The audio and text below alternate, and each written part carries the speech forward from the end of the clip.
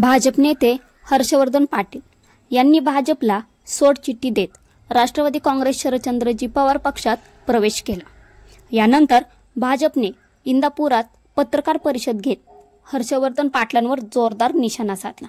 यावेळी भाजप जिल्हाध्यक्ष वासुदेव काळे यांनी नाव न घेता जोरदार हल्लाबोल केला।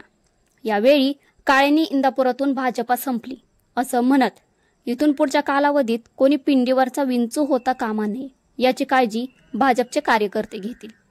तसेच महायुतीचा उमेदवार निवडून आला पाहिजे, भाजपला देखील उमेदवारी मिळाली पाहिजे अशी देखील आमची आग्रही मागणी आगामी कालखंडात असणार असल्याचे सांगत राष्ट्रवादी आमदार दत्तात्रय भरणे यांचे टेन्शन वाढवले। यामुळे माहितीबद्दल कोणतेही पक्ष भाजपला गृहीत धरू नये आणि पुढच्या कालावधीत भाजप कार्यकर्त्यांचे ससे होलपटत होता कामा नये ही आमची भूमिका राहील असं मत भाजपा जिल्हाध्यक्ष वासुदेव काळे यांनी व्यक्त केले।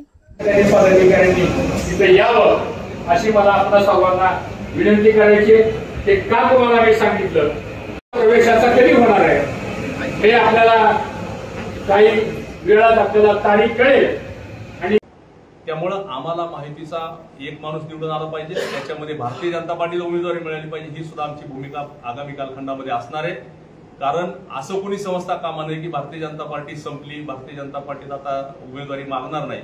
आमचा तो आग्रह राहील शेवटच्या क्षणापर्यंत जागा वाटप जोपर्यंत चालेल तोपर्यंत भारतीय जनता पार्टी तशा प्रकारची मागणी करत राहणार आहे। त्यामुळे कुणाच्या मनामध्ये अशी शंका येता कामा नये।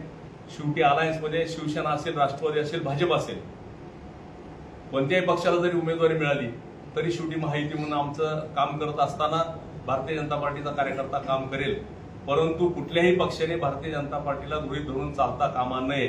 राष्ट्रवादी असेल, शिवसेना असेल, त्यामुळे बऱ्याच वेळा असं होतं की कार्यकर्त्यांची ससेहोलपट भविष्य काळामध्ये झाली नाही पाहिजे ही सुद्धा आमची भूमिका राहील। कारण भारतीय जनता पार्टी ध्येयासाठी काम करते, भारतीय जनता पार्टी देशप्रेमासाठी काम करते, देशहितासाठी काम करते, परंतु हे होत असताना मग कुणी पिंडीवरचा विंचू होता कामा नये ह्याची सुद्धा काळजी आम्ही भविष्यकाळात आम्ही आणि आमचे कार्यकर्ते घेतील।